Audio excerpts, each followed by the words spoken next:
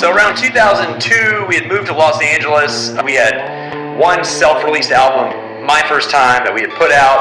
We were all flyering crazy all over Los Angeles. We were promoting on MySpace, which was a new concept at the time. Not many people were using my social media for promotion at all. At the time, we had gotten up to around 10,000 friends on MySpace, which was equivalent to like Tila Tequila and who I used to trade promos with at night. You know, we were both LA people trying to get over.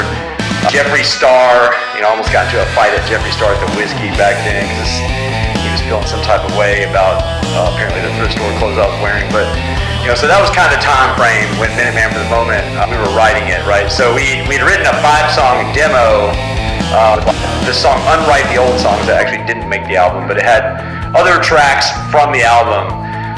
We had gotten interest right away once we moved to California from Roadrunner Records, who kind of heard our song House of Cards and they wanted 8 more of those, and we told them that was not the direction we wanted to go in. We'd also mentioned we wanted to work with Dan from Sleepytime Gorilla Museum as the producer, and they laughed at that. So we kind of thought maybe this is not the right direction to go in. Then we heard, you know, we had interest from Atlantic.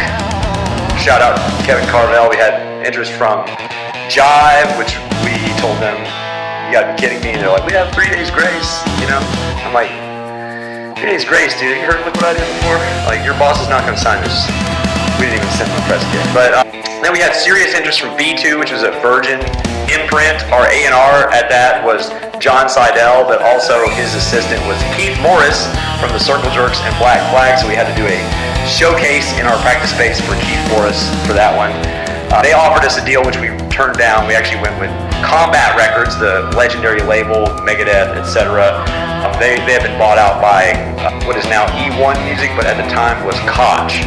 They were represented by, you know, guys who were managing like Atreyu and Every Time I Die. We thought that would get us into a more relevant tour circuit. So we had to actually write most of Minuteman with a time limit in a pre-production studio, like with 12-hour-a-day shifts. That's the only time we've ever written an album in that kind of a time crunch.